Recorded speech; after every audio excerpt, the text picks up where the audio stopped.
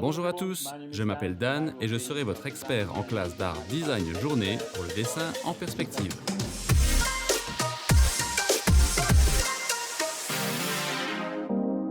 Dans cette session, nous examinerons la perspective à 2 points. Nous commencerons donc par examiner quelques techniques de base, puis appliquerons ce que nous avons appris pour créer un dessin final à la fin de cette session.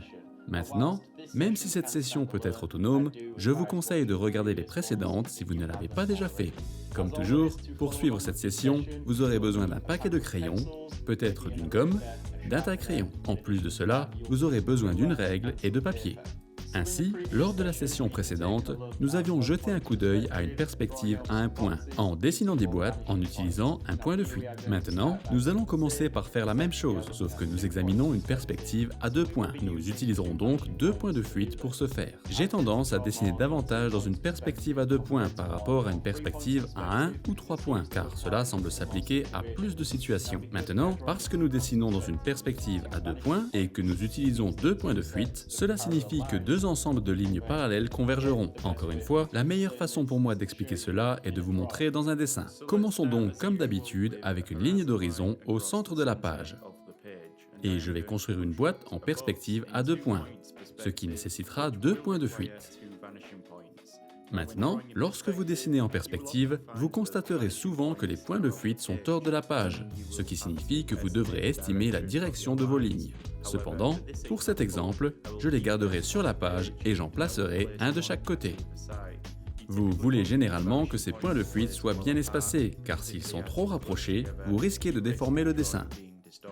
Alors gardons-les aussi éloignés que possible pour cet exemple, mais gardons-les sur la page. Une fois que nous avons placé ces points de fuite, je peux commencer à dessiner une boîte. Donc, pour commencer, je vais dessiner le bord avant de cette boîte sous la forme d'une ligne verticale. Je vais ensuite prendre quelques lignes du haut et du bas de cette ligne aux 2 points de fuite. Maintenant, l'étape suivante consiste à ajouter les bords de ces plans. Encore une fois, vous pouvez choisir la taille de ces boîtes. Pour le bord du plan à gauche, je placerai le mien ici. Ensuite, à partir du haut et du bas, je suis capable de prendre quelques lignes supplémentaires jusqu'à ce point de fuite droit. Je dois maintenant ajouter le bord du plan à droite et je vais placer cette ligne ici. Et encore une fois, je peux prendre quelques lignes du haut et du bas de ceci jusqu'à ce point de fuite gauche. En faisant cela, je construis les plans de cette boîte et maintenant tout ce qu'il reste à faire est d'ajouter ce bord arrière. Et cela peut facilement être trouvé en voyant où ces ensembles de lignes convergentes se croisent. C'est ainsi que vous construisez une boîte dans une perspective à 2 points. Remarquez comment ici il y a 2 ensembles de lignes convergeant vers 2 points de fuite, contrairement à la perspective à 1 point où il n'y en avait qu'un. J'y suis passé assez rapidement, mais ne vous inquiétez pas, car comme nous l'avons fait lors de la session précédente, nous allons maintenant passer un peu de temps à dessiner une série de cases dans une perspective à 2 points. Faisons la même chose et plaçons la ligne d'horizon au centre de la page. Et puis plaçons un point de fuite de chaque côté.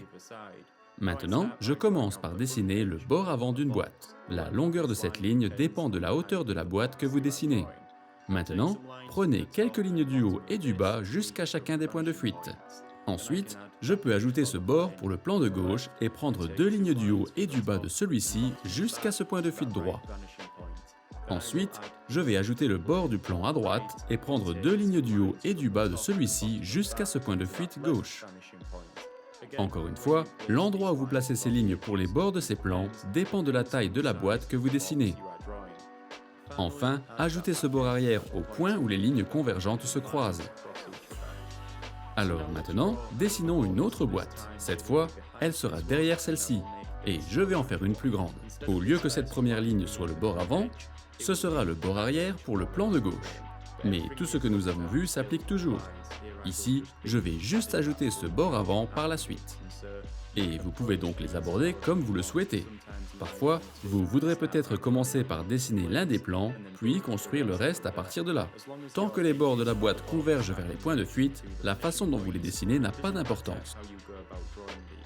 Il n'est pas toujours nécessaire de commencer par dessiner le bord avant de la boîte. Encore une fois, si vous suivez, vous comprendrez mieux comment construire ces boîtes.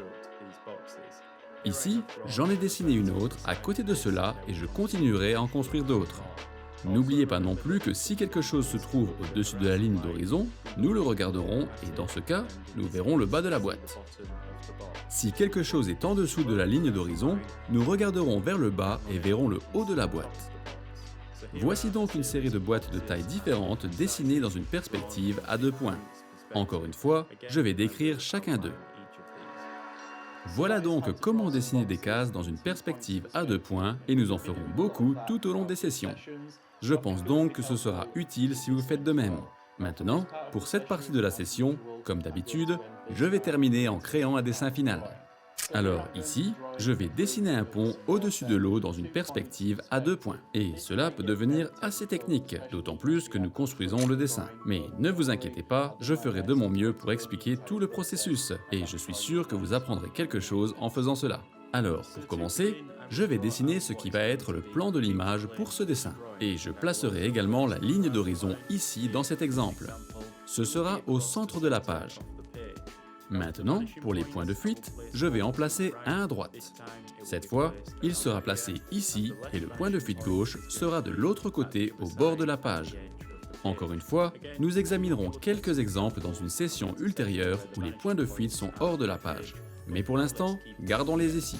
Alors maintenant, je vais commencer par prendre quelques lignes à partir du point de fuite droit à travers le plan de l'image, comme ça. Et ces lignes seront le haut et le bas du pont que nous dessinons. Maintenant, je veux diviser ce pont en 3 sections. Et donc, je commence par ajouter une ligne verticale à gauche, là-bas, puis j'ajoute 2 autres lignes verticales à droite, créant ce qui est essentiellement un plan en perspective, puis une petite section à la fin. Maintenant, si vous avez vu la session précédente, vous connaissez la technique que j'ai utilisée pour multiplier les plans en perspective. Cette technique est abordée plus en détail dans la 5e session sur le travail avec le volume, mais je l'utiliserai également ici. Je prends 2 lignes diagonales à chaque coin du plan que je multiplie afin que je puisse tracer cette ligne médiane. Maintenant, je vais prendre une ligne du coin inférieur de ce plan à travers ce point à mi-chemin à la fin de cet espace de séparation que j'ai ajouté et je l'étendrai jusqu'à ce qu'elle rencontre les lignes convergentes en perspective. À ce stade, je peux alors tracer une autre ligne verticale et je viens de multiplier cette distance. Et maintenant, je dois ajouter l'autre ligne pour cet espace de séparation. Ici, je vais juste estimer cela. Encore une fois, vous pouvez simplement estimer tout cela, mais c'est votre choix en tant qu'artiste. Je préfère utiliser cette technique car elle est beaucoup plus précise. Maintenant, je vais multiplier cela une fois de plus en répétant la même technique, puis j'ajoute à nouveau cet espace de séparation à la fin.